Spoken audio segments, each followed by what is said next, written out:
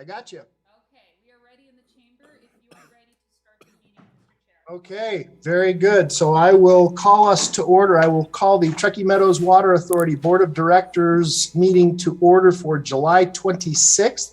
It is now 9 a.m. We will start with a roll call. Ms. Folsom. Hartung, Here. Dare, Here. Anderson, Breckus, Here. Dewar, Here. Jardin, Here. alternate Lucy, Here. Corey, Here. Coletta. Here. Mr. Chair, we have a quorum. Okay, thank you so much. Pledge of Allegiance. Ms. Breckus, since you are in chambers, would you lead us this morning?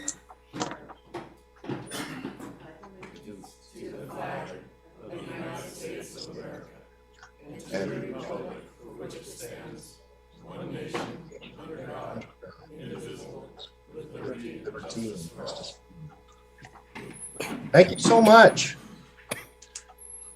That takes us to item number 3, public comment. Madam Clerk, do we have public comment? No, we don't, Mr. Chair. Okay, I will close public comment, bring it back to the board. Item number 4, board comments and acknowledgement. Anyone? I don't see anyone who has any comments, Mr. Chair. Okay, and I don't see anyone's hand raised here. Good. We will go to item number 5, approval of the agenda. Move to approve. Second, Jordan. Have a motion and a second. Is there any other discussion? Seeing none, all those in favor, please signify by saying aye. Aye. Aye. Any opposed? Motion carries unanimously. Item number 6, approval of the minutes for June 15th. Any emendations? Looking for a motion. Move to approve. Second. Have a motion by Ms. Jardin, second by Ms. Dewar. Is there any other discussion? Seeing none, all those in favor, please signify by saying aye. Aye. Any opposed? Motion carries unanimously. That takes us to item number 7, discussion and action on nomination and election of chairman and vice chairman. Board. Yes. I'd like to make, Go ahead. Member Breckus? Okay, Yeah. I'd like to see a member of the Reno complement serve as chair next year. I don't think Reno's ever served as chair on Tumwa, and I'd like to nominate Naomi Dewar. Chairman, if I may, under your leadership, I would like to nominate Chair Hartung to serve continuously as. yeah, well, hold on just a second. Hold on, Mr. Lucy, hold on. So we had a nomination. Do we have a second? Okay, motion fails. Mr. Lucy, the floor is yours.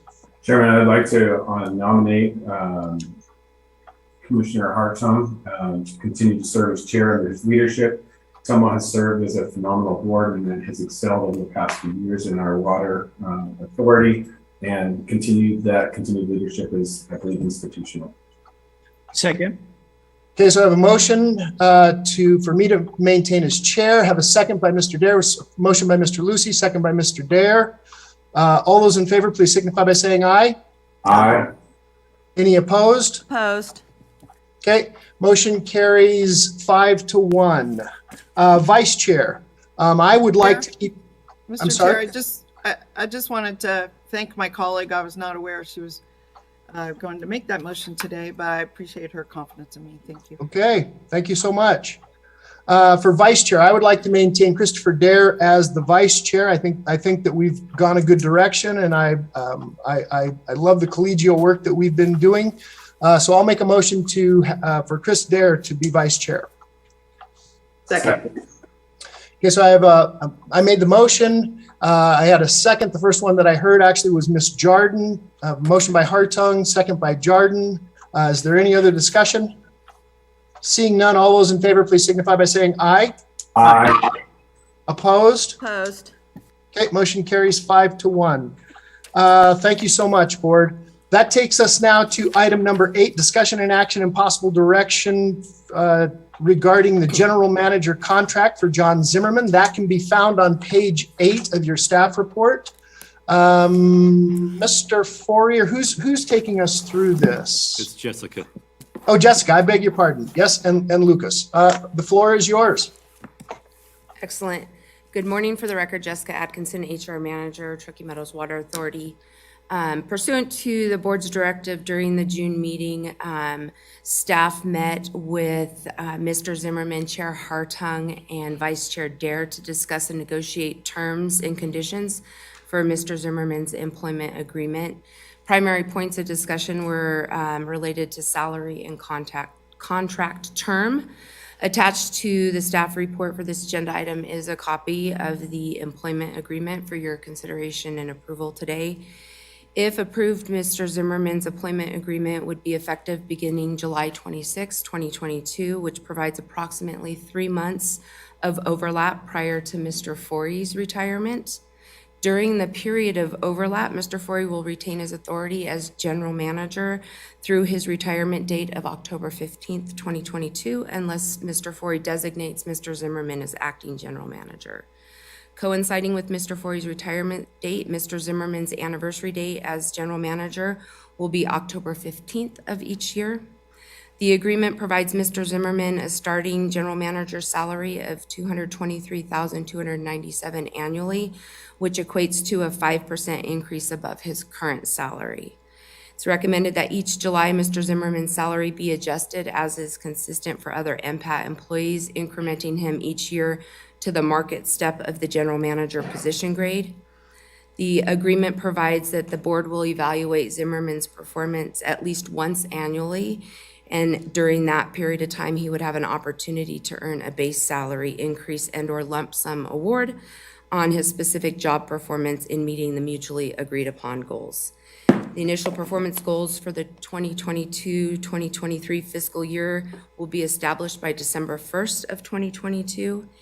And in line with other general manager contracts, it's recommended that Zimmerman's initial employment term be 2 years, beginning on his anniversary date of October 15th, 2022, and automatically extend for an additional 2 years unless either party provides written notice as described in the attached agreement. Additionally, the term is automatically extended for an additional 2 years. A provision has been added which requires parties to meet and confer 6 months prior to the expiration of the extension term to decide if parties wish to negotiate an amendment. During discussions, both Mr. Zimmerman and board members involved believe that this is effective for ensuring that there's enough time to determine next steps at that decision point. It should be noted that the term for the employment agreement, including the automatic extension, is still subject to the reasons identified for separation in the employment agreement, which is expiration of the term upon death of Zimmerman, upon disability of Zimmerman, for cause and for convenience by either party with appropriate notice. So with that, I'll turn it over to the board for discussion, and Lucas is available if there's any questions on the actual agreement itself. Okay, very good. Before I turn it over to the board, Mr. Valletta, do you have any other comments that you'd like to make? No, I don't have any other comments at this time. Thank you. Okay, very good. Board, do we have any questions for staff? Oh, I'm sorry, I see your hand up, Ms. Stewart. Go ahead. The floor is yours. Yeah, I just had a quick question. I was following along till we got to the part about the 2 year, and I was unclear what you were saying. Could you say that part again? Sure. Member Jordan, this is Lucas Valletta. The initial term of the contract is 2 years from the effective date, which is, the anniversary date, which is October 15th. And then there will be an automatic 2-year extension unless one of the parties does not want to enter into that extension. And then would there be a certain amount of notice that either party would have to give? There is notice required. I believe it, as Ms. Atkinson indicated, there would be a 6 month, at the 6 months prior to the second anniversary is the point in time where there could be a discussion between the parties as to whether to amend or either amend the contract or not move forward with it.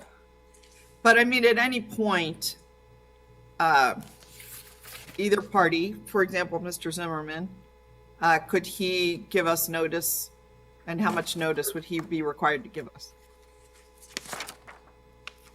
Notice of what? Of terminating the contract? Maybe that he's retiring or leaving or taking another job or something. Yes. Isn't it 60 days, Lucas?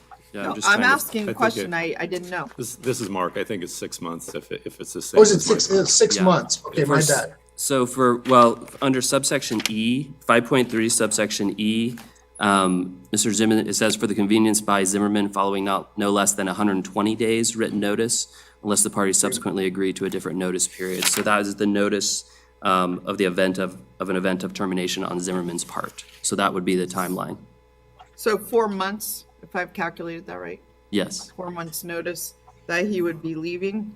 And then he could give a shorter notice upon agreement, and that would mean, I assume, either the chair and vice chair or the board would have to say, yeah, you can leave in 2 months if that's what you're desiring to do. Maybe, I'm just trying to look into the future at reasons people leave. It could be a family issue, whatever.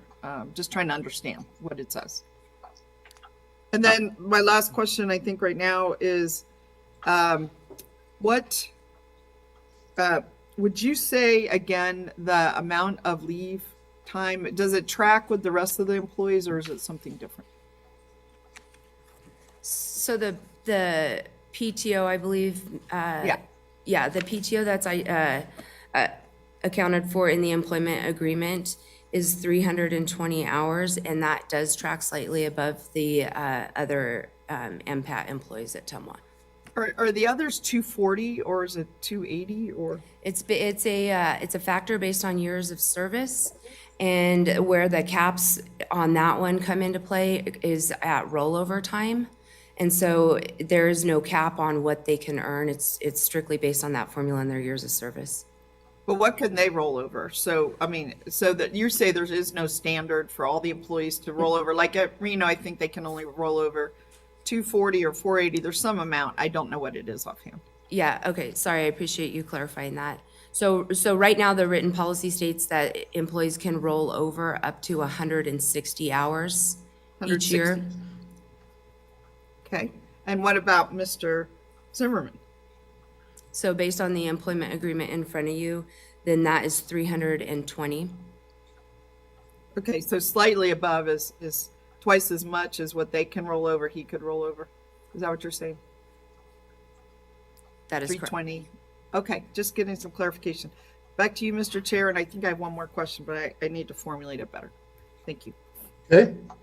All right. Any other questions? Ms. Stewart, the floor is still yours. No, Okay. I raised my hand, sir. Oh, I'm sorry. I can't see you, Ms. Yeah. Breckus. Yeah, Go ahead. Yeah, you just have to, I cannot physically see you. yeah. Go ahead.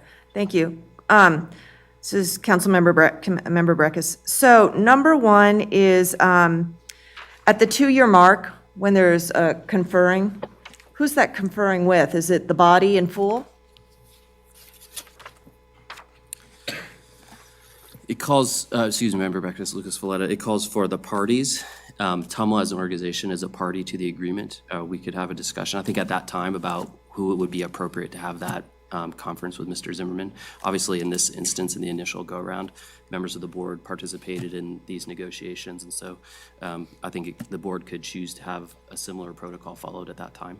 So it sounds one vague to me, if it's open to interpretation, but two, I guess your interpretation then is that it would go to the body to make a decision then who's going to be the conferring party at that 2-year point. It would not be, by your interpretation, a delegation of authority to the chair. Not necessarily. Okay. Number two is the for cause. What happens, and I don't anticipate this, but what happens if during the annual evaluation, there's a flat negative evaluation?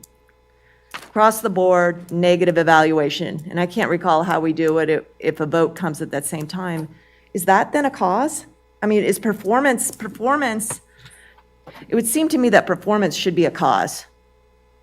And I don't interpret performance as linked to the valuation as a cause feature, and that to me seems inadequate. I think it would depend on what the nature of the performance deficiency was. So there are performance failures that would fall, I think, within the definition of for cause that's in this agreement. But I think you could conceive of a scenario where a performance failure that you may deem something to be a performance failure that is not on this list.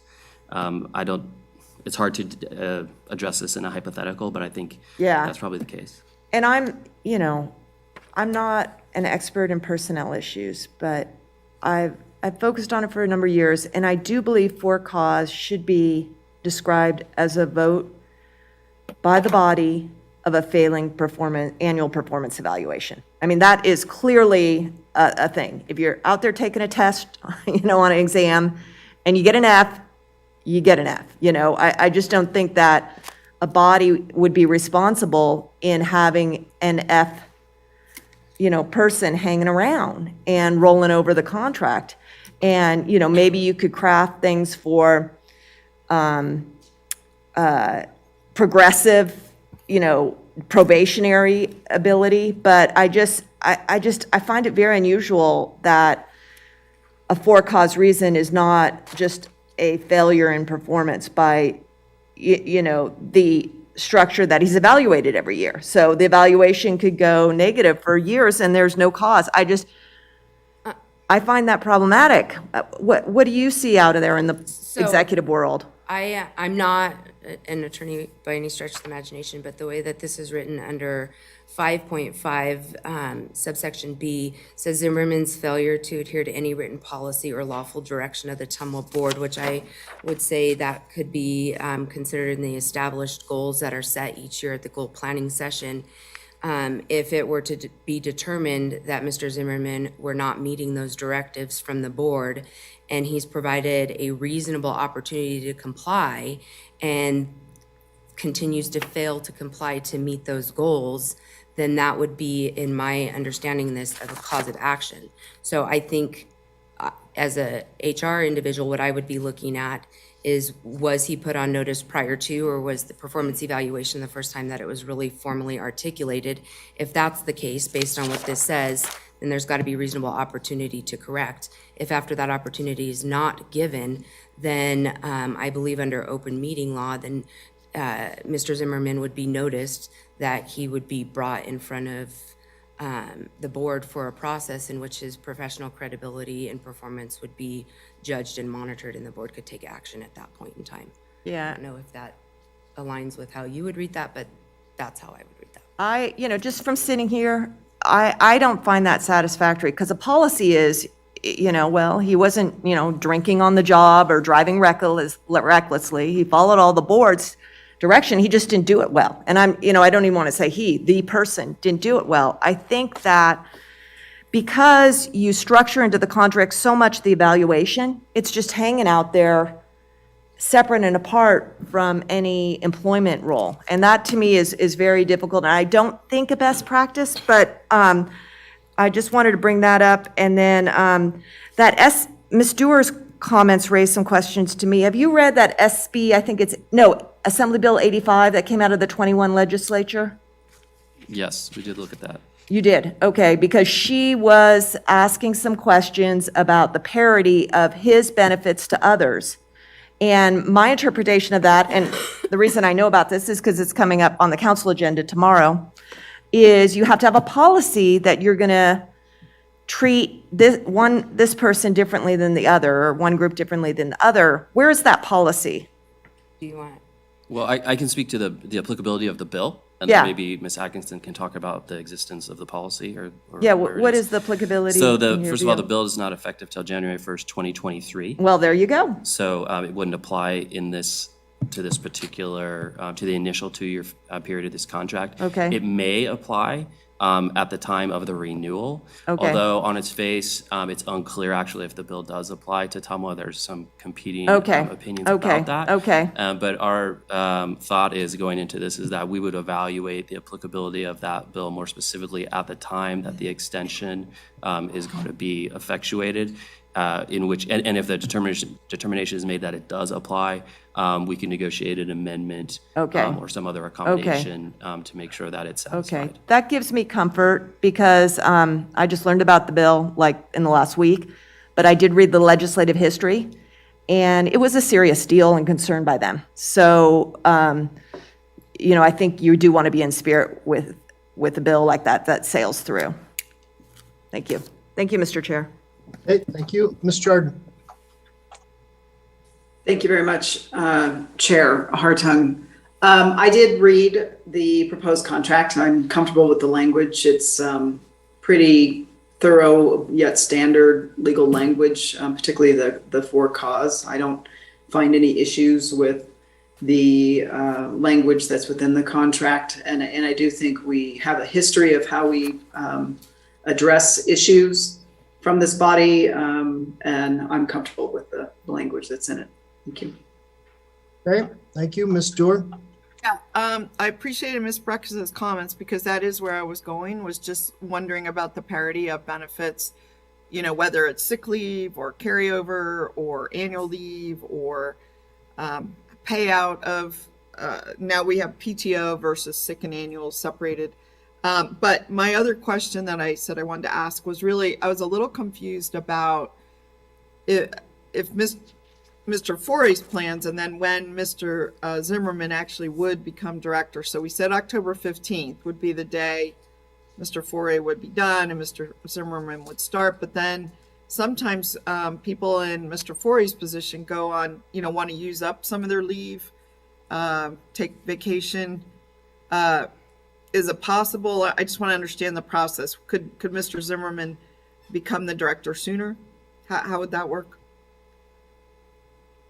Jessica Atkinson for the record. Based on the way that the contract is written, until such time that Mr. Forey's retirement becomes effective, should he use any PTO and during that time assign acting GM role to Mr. Zimmerman, that's how that would be managed.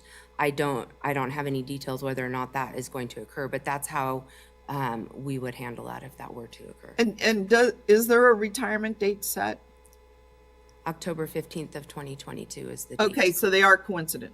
Yes. Okay. All right. I just wanted to understand kind of that handing over of the baton. And I'm satisfied. And I appreciate what our attorney said about reevaluation if we have to come into compliance with the law. I think that makes sense. Okay, thank you. Okay, any other questions? Any other comments? All right, I'm prepared to make a motion. Mr. Dare. I move to accept the contract as it has been written for Mr. Zimmerman. I'll second. Okay, I have a motion by Dare, second by Dewar. Is there any other discussion? And just for purposes, Madam Clerk, do we have any public comment in the chambers? On item number 8? No, Mr. Chair. Okay, thank you so much. We have a motion and a second. All those in favor, please signify by saying aye. Aye. Aye. Opposed?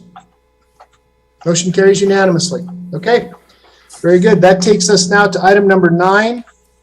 Discussion and action and possible authorization of the Tumwa General Manager and to enter into an agreement with NV Energy. Who do I have? Steph and Bill. Good morning. Floor is yours. Thank you. Steph Morris for the record. And by the way, before you guys get started, this can be found on page 17 of your PDF staff report. Go ahead. Sorry. Thanks. Steph Morris for the record. I have Bill Halk with me, and I also wanted to let the board know that we have Ryan Bellows, who's the Vice President of Government and External Relations from NV Energy here as well, in case there are questions that he needs to address. Thank you very much for your time this morning. This is a long time coming to have put this contract together. Tumwa staff has been working on this deal with NV Energy since last year, but even before then, looking at sort of long-term solutions that benefit our region and our joint customers, probably for at least 5 years, if not longer.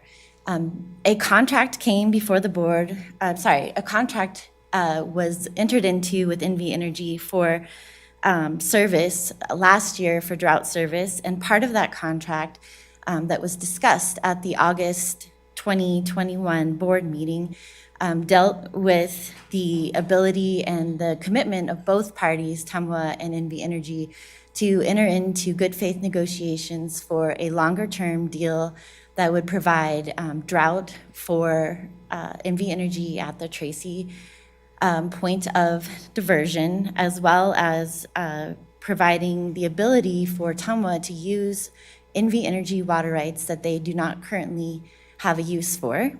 And in addition, this contract that is before you now also has a right of first refusal for those same water rights.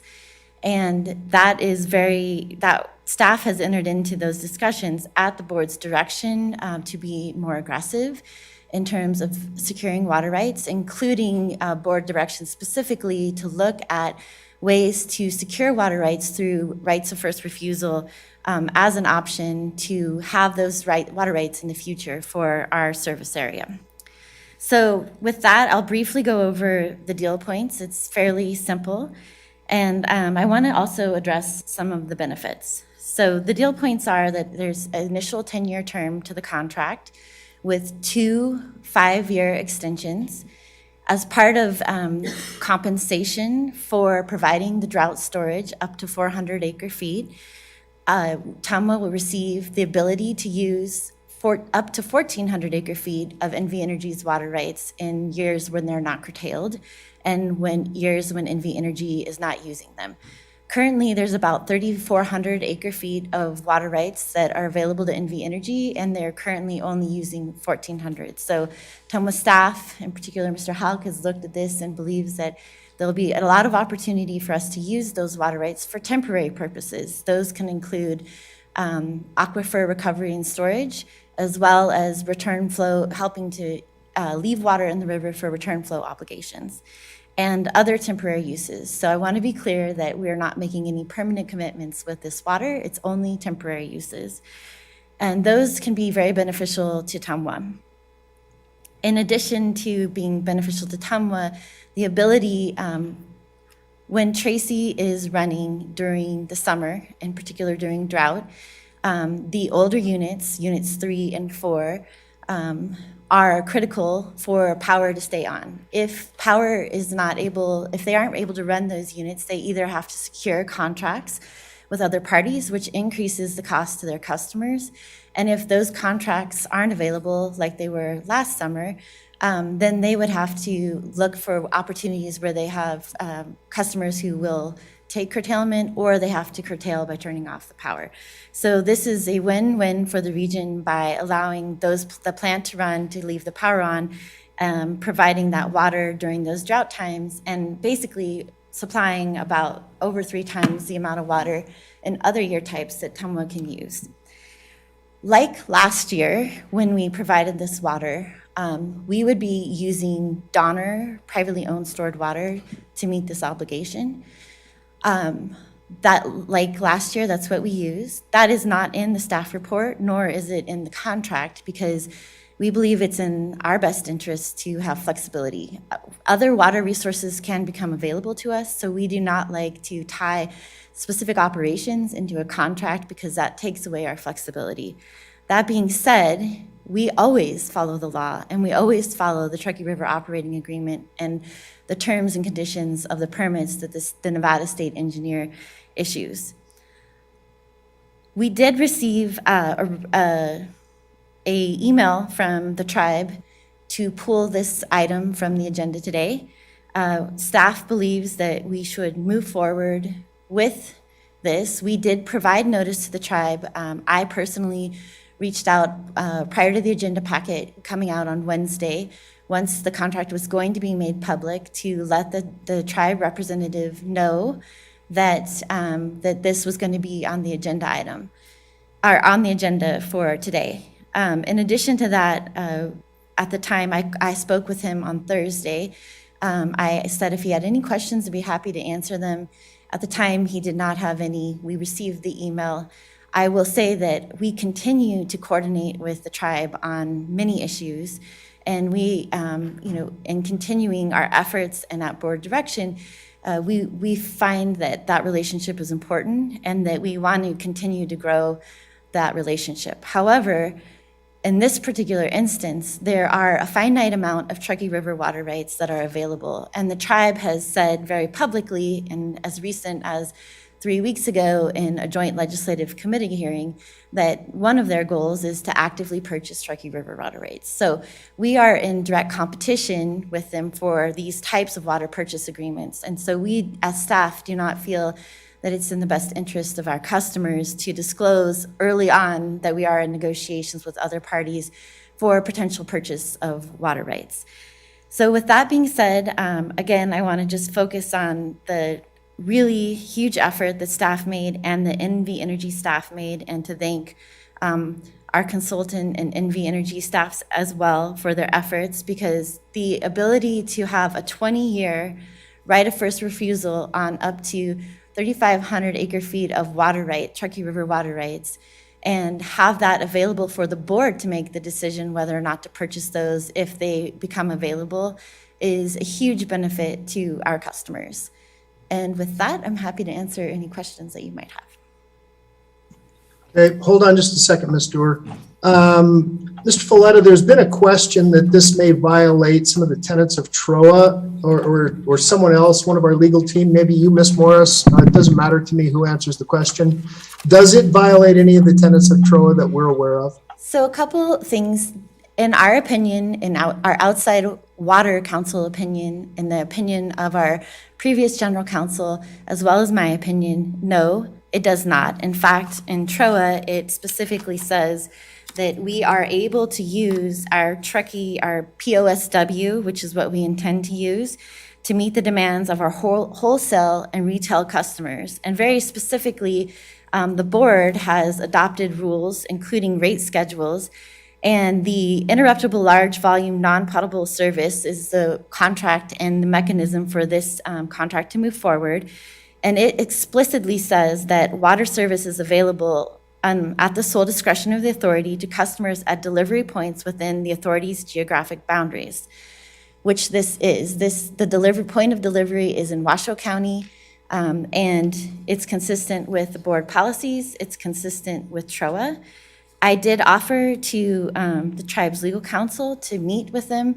Happy to walk through that. We're hopefully setting up a meeting next week with our technical staffs to discuss this. But not only is that all of our opinions, but this exact water, the Donner Lake POSW, was used last year. The water master accounts for it. That accounting process goes through public meetings where all the parties, including the tribe, are made aware of the accounting. This issue was never raised in those meetings or raised before 3:30 yesterday afternoon. Okay, Ms. Doer. First of all, I like the concept, so let me just get that out on the table. I kudos for being proactive for the benefit of our community. Just a few questions so I make sure I understand the deal points, as you said. So just for everyone's benefit, what does POS stand for? Privately owned stored water. We have two sources of privately owned stored water. That'd be the Donner Lake water and the Independence Lake water. Okay, so just because that's good to know. Number two, the title doesn't say, but it may lay this out in the agenda item backup. The water, the 400 acre feet of water, it doesn't say in the title surface water rights or Truckee River. Later, it talks about Truckee River on the 1,400 acre feet, but can we provide it from groundwater or any source, or is it implied that it's from the Truckee? As I mentioned before, like last year, we will use the Donner Lake privately owned stored water to meet this contract. We don't usually put in staff reports or in contracts. No, and I don't mean to interrupt you. I got that whole point. But what I'm just asking is, it leaves it open because it is open. I just want to make sure that's what you're saying, that the 400 acre feet can come from any source, including groundwater, is my question. Any source that we are legally able to use. I do not believe it would come from groundwater, but Mr. Houck can address that. No, there's no means to get groundwater to Tracy. Okay, and then out to Tracy, I wanted to understand, is it for cooling water at the power plant? Is that the concept? Yes. Okay. Okay, thanks. Okay, very good. I have questions. Oh, hold on just a second. Madam Clerk, would you note that Mr. Anderson has arrived and is now with us? He's in attendance. Yeah. Okay, very good. Ms. Breckus, the floor is yours. Thank you. And then Mr. Dare. When we say the tribe, we mean the Pyramid Tribe, right? Pyramid Lake Paiute Tribe, Paiute correct. Tribe, yeah, Pyramid Lake. I'm Paiute. sorry, my apologies. And the chair mentioned that there's someone who says this violates TROA. I didn't see that in the record. Is that, did the email get distributed to us, or was there some public comment on that? No, I don't know what the chair is referring to. There was an email to Mr. Zimmerman and myself from the tribe's representative. Okay. And I spoke with him on the phone, and he didn't say that it did. He said he wanted to understand it better. Okay, I think sometimes it's good to put those out off to the whole board so we have a little more background. And then, is the Tracy Power Plant coal-fired? Mr. Bellows, do you want to come down and answer questions specifically about the Tracy plant?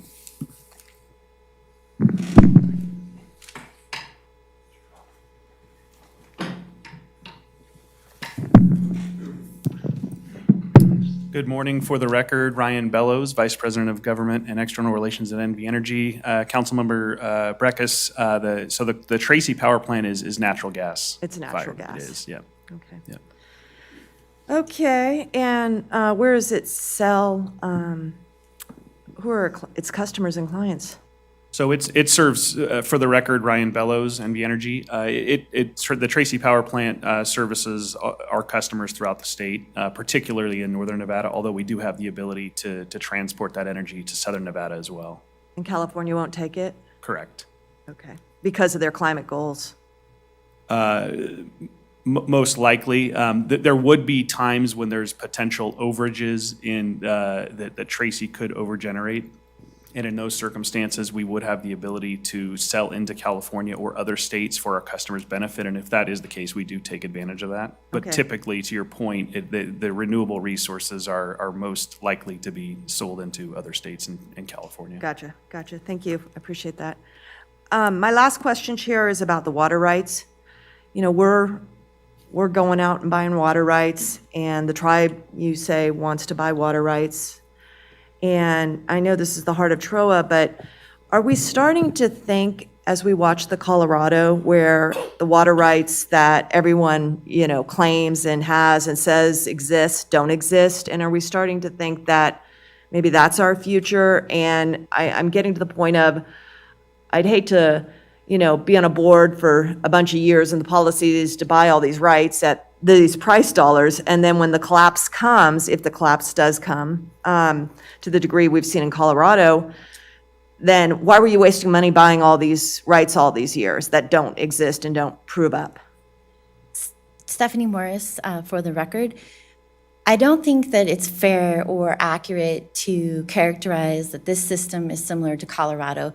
One of the issues on the Colorado, which we don't need to go into detail about, is that the modeling and the allocations were based on not necessarily accurate information, or it's changed over time. When the Truckee River route rights were adjudicated, it was a period where there was drought. And so we're not seeing that type of over-allocation. In fact, and most often we see that Floriston rates can be met. And when Floriston rates are met, then all of the water rates are able to be met. And it's only in these extreme drought circumstances where we start to see Floriston rates falling off, and we see that those rights become curtailed. So the water rights are still very valuable, and having the ability in this instance to have a right of first refusal, so we're essentially not paying for them until this board would decide at some point when someone else came in to offer that we could purchase them, is very valuable. Okay, thank you. Okay, hold on just a second, Ms. Doer. Mr. Dare, the floor is yours. Yeah, one of the things I do want to just commend staff, as was shared by a few of us, this kind of program altogether is a great idea. One of the things that our job is to look forward into the future and do our best. The what ifs, there's a lot of what ifs, and I think we all have them in our brain. There's a lot of things we don't know, but we have to prepare the best we can, and to have these water rights, to have these options. When we're not even on this board anymore, we'll have a board thanking us for all the work we've done. And so I think that's an important factor in this. One of the things that I do appreciate also is that you reached out to the tribe and that you are working with them. I know it doesn't always match up exactly how another group may want, but I think in this setting, I think you've done your due diligence, and I think that's also important to note. One of the things that, is it true, and I think I heard this, is that if there was something actually that was against TROA, there's actually a process for that, there's a whole hearing, there's a process and things like that. So with that said, if for some reason there is something that did not line out well, there is a way for us to deal with that. We know from what I understand that this does not touch that. This is not something that touches TROA in that way, but if for some reason it did, there is also still recourse for us to walk forward. Is that true, Stephanie? Stephanie Morse for the record. Under TROA, there is a process and a hearing officer that's been established. So if issues like these arise where there's a conflict between the parties' interpretation on the implementation of TROA, they can seek out and have that hearing officer decide. And then it would obviously, if someone wanted to appeal, go up to the court. So there is a process for that. I'm hopeful that in discussions, hopefully next week, that we can all work through this and get on the same page, because I believe that it's very important and valuable, and there's a lot of ways that we can continue to work with the Pyramid Lake Paiute tribe in the future. And this is a very small amount of water that we're providing. It's only 400 acre feet in drought years. Thank you. Stuart? Yeah, thank you. My very question was about the term drought years. So is that who defines the drought year? Is it just any time they need the water? No. Or that they, okay. Sorry, Stephanie Morris for the record. No, it's defined by TROA, and very specifically in the agreement, they can only take the water when their water rights are curtailed.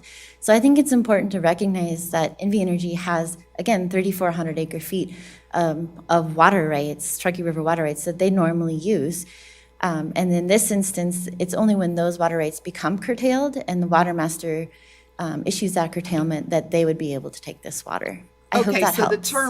the term is very much so. The term drought is not like by the drought monitor or a drought or the florist and rates determination of drought. It's determined by when their water rights are curtailed, and therefore they need it. Is that it? That's correct. And if you, Stephanie Morris for the record, in section 1.4, it talks about the delivery schedule, and it very specifically calls out that no water would be made available prior to the date that the water master makes that curtailment notice on the NV Energy water rights. And then the other term I wondered about was, it says up to.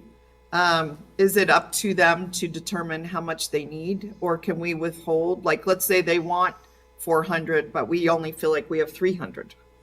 How does that work? Stephanie Morris for the record. No, under the contract, we would provide 400. It's up to 400 because they don't necessarily need that. That would be the maximum amount that they would need to continue during those drought times when their water rights are curtailed to operate. But in last year, it was not that much. But I mean, it's up to them to determine how much they need, is what I'm asking, not how much. We would be obligated to provide 400 even if we felt like we were in a pinch from, let's say, a river drought. Stephanie Morris for the record, correct. Under the contract, we would provide the 400 if that was their request.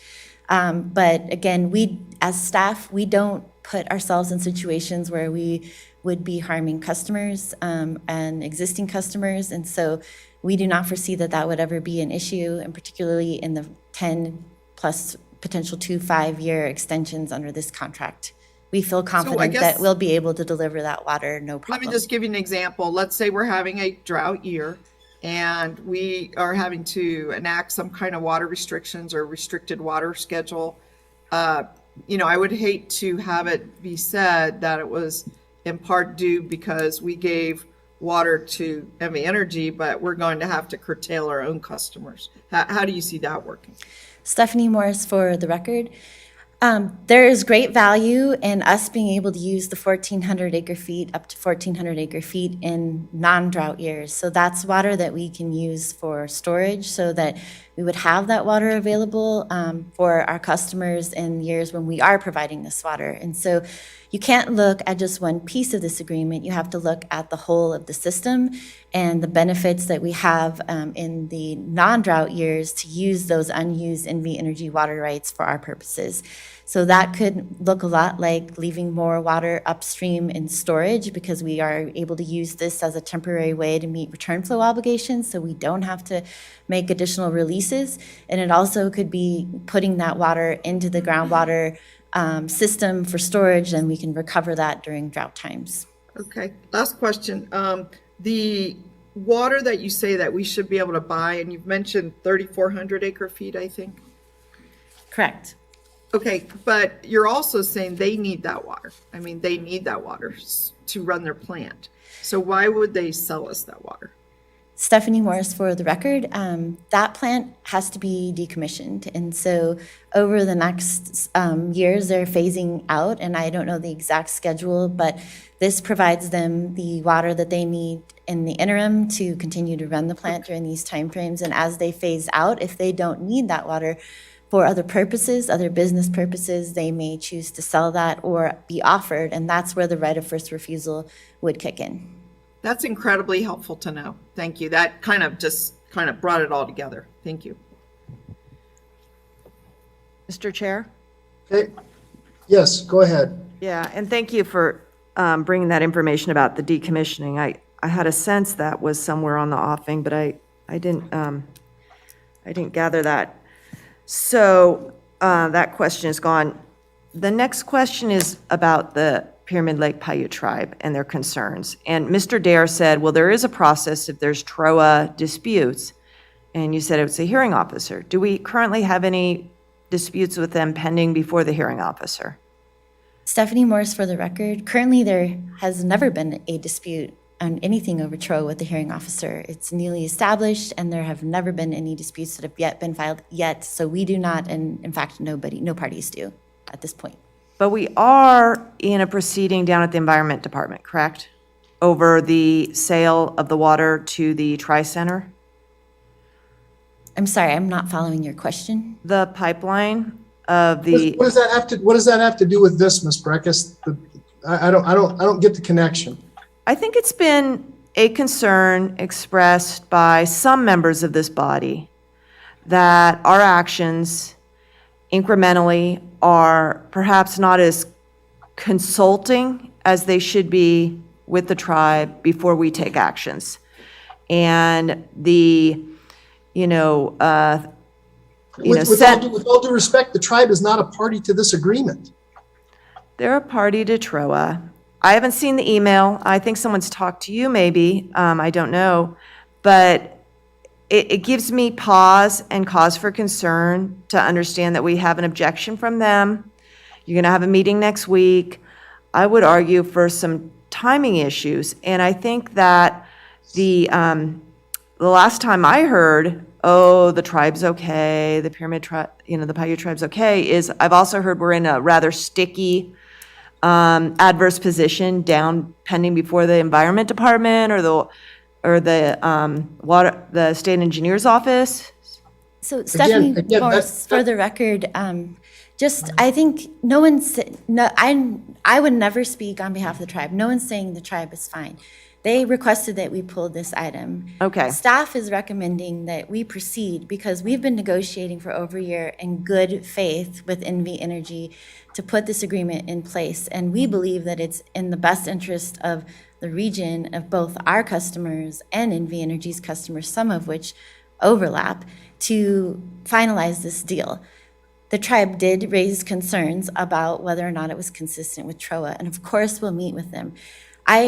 I think that it's very different to coordinate on issues where there isn't competition, whereas here, this is a water purchase agreement, and we are in direct competition. And so it's just like when cities purchase land. They do that in closed session because they're negotiating, and they're allowed to do that because it would be triggering and it might cause competition about price for someone to come in and outbid them. And so in this instance, when we felt that the documents were public and we could reach out to the tribe to give them a heads up, we did. We continue and remain available to meet with them and discuss this. But I think the issue that you're commenting on is the return flow management agreement, which is not agendized, but happy to discuss that when it is either agendized or, with you directly.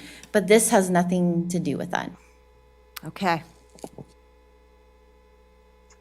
Ms. Jordan. Thank you very much. I just wanted to thank staff and NB Energy, and good to see you, Mr. Bellows. Everybody that's worked on this agreement. These four forward-looking things that Tumwa has historically always done are things that we can't even see the value of as we sit here today. But when we look back at some of the things that Tumwa has done in the past, how they've benefited us and the community so tremendously, so that we're not like Southern Nevada and the Colorado River situation. And this, to me, fits within that, and the relevance to the issues that were raised by the tribe, I think are separate and apart from the action in which is before us today. I value their relationship. It's always been a solid one and has been historical, and the TROA agreement. And I suspect once this issue is passed, it will remain, and I'm hopeful for that. I just don't see the relevance of the two being intertwined in our discussion here today. I just really wanted to say kudos to staff for working on this and looking way down the river, pun intended, for the future. And I appreciate all the work that was put in. No, thank you, Ms. Jordan. And I totally agree. This is one of those scenarios where we are using water that we have stored in one of our, I'll call it a reservoir. It's coming out of our Donner Lake assets. I see this as a benefit to the community. I see it as a benefit to our partner, who is NB Energy. I don't know about you, but I like it when I flip my switch and my lights come on. So I'm definitely in partnership with NB Energy. So I mean, all parties concerned here, I believe will benefit from this. Mr. Dare, did you say that Ms. Breckus and because I can't see the chamber. Ms. Breckus, you have your hand raised again? No, I do not. Okay, I'm sorry. I apologize. Okay.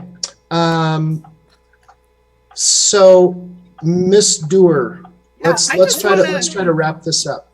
Yeah, I don't have more questions. I just wanted to, I started out by saying that I thought it was a very positive move and very innovative.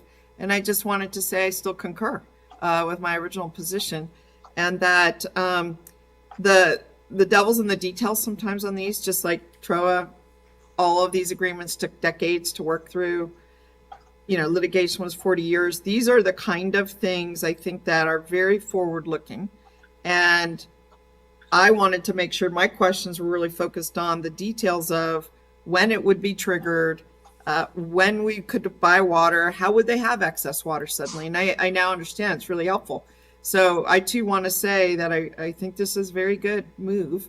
And I do understand it does put us in an awkward position with the tribe, because we want to collaborate, and yet sometimes we are competitors, as we are with every single developer, anyone who wants to buy water. Tumwa's in the position of out there buying water. We have given that direction. I myself and others have given that direction to acquire water rights wherever we can. So it's sort of a stated position of our body.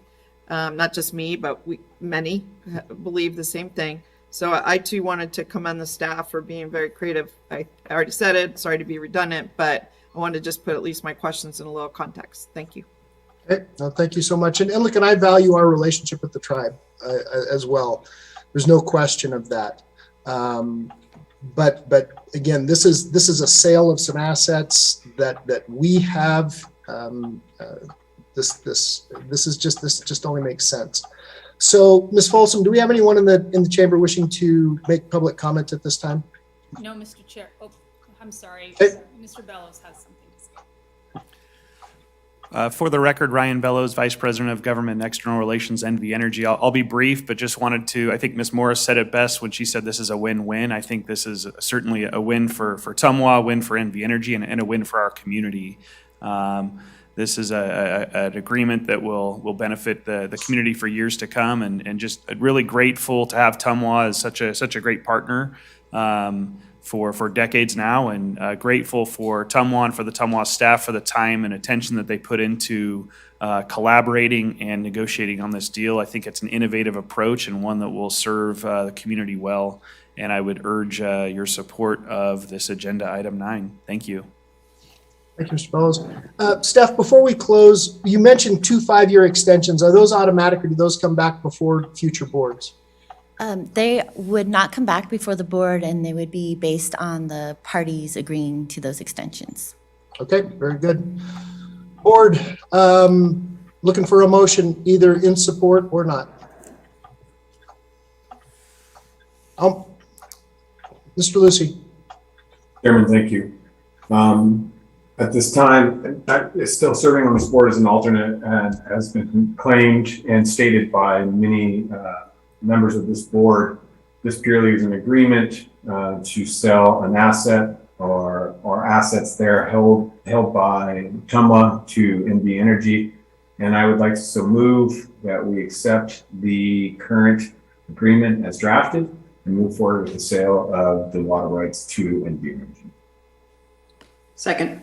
I have a motion by Mr. Lucy, second by Ms. Jarden. We have had, we've asked for public comment. We've received public comment under discussion. Ms. Dorr. Yeah, I'm sorry. I got a little confused with the motion. I didn't think that we were selling our water. I thought we were providing it, but we were still retaining ownership of it. And we were retaining the option to buy 3,400 acre feet of NV Energy's water. So I suddenly thought maybe I don't understand the terms, or. No, Mr. Lucy, I think, yeah, just as. I'm sorry, maybe it's not a sale, maybe a usage of our acre footage at Tumwa. I will rephrase my motion to be a usage to NV Energy. Okay. Is that Yeah, correct, again- or did I misunderstand it? This I'm is sorry. Stephanie Morris for the record. What the NV Energy would be a customer under our rules and rates for up to 400 acre feet. In exchange for that, we are able to use 1,400 acre feet of their water rights in non-drought years. And it's a right of first refusal for Tumwa to potentially purchase NV Energy's Truckee River water rights. So it's a joint, so it's a joint usage agreement, correct? NV Energy would be a customer under our rates. And Okay. in exchange for the value of that, we would be able to use some of their unused water rights, as well as being compensated by having this right of first refusal on their NV Energy Truckee River water rights. Mr. Chairman, if I may, Yes. after clarification from Mrs. Morris in regards to this, I would like to just simplify my motion to approve the contract between NV Energy and Truckee Meadows Water Authority. Perfect. Seconder agree? I agree. Okay. So we have a motion and a second. We have asked for public comment. We've taken public comment. We've had discussion. All those in favor, No, please. Mr. Hartung? Yes, go ahead. Yeah, I'm not going to support. I want to thank NV Energy for their, coming to the table in good faith. But in my memory, this is the second or third time we've had items at the table where the tribe has expressed concern. And, they're just asking for a little delay. There's a sense that they'll meet next week. I would like to have that cleared up as input to the body to understand how we can improve our working relationship with them. I take a different opinion. I don't think it's a good relationship right now. I think the more that we view it in market terms, legalistic terms, the more we are not going to succeed with them. We need to view it from an approach of consulting with them, maybe seeing if we can make some agreements for processes of consultation.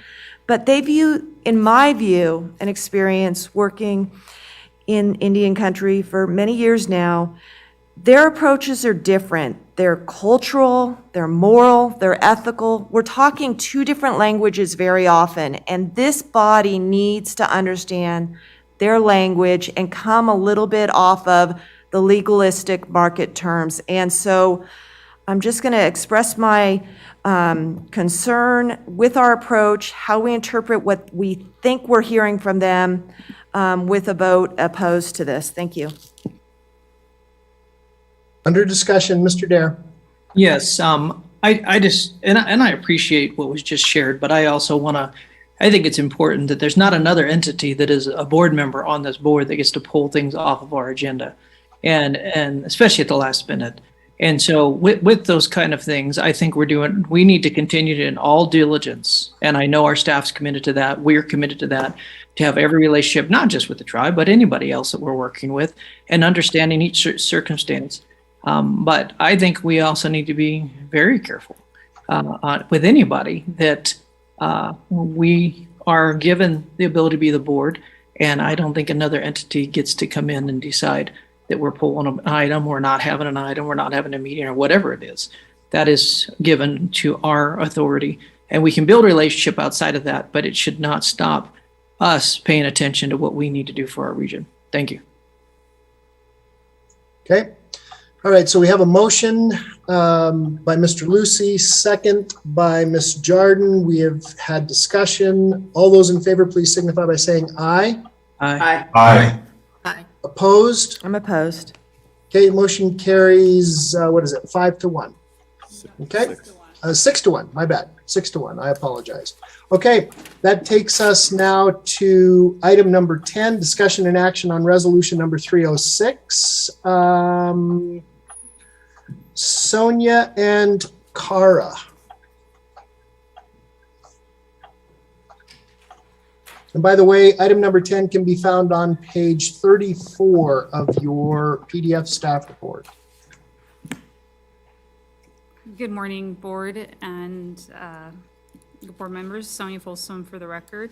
The Truckee River Fund Advisory Committee had a special summer session on July 8th to review the Nature Conservancy RFP that, and they approved it for your recommendation for $100,450.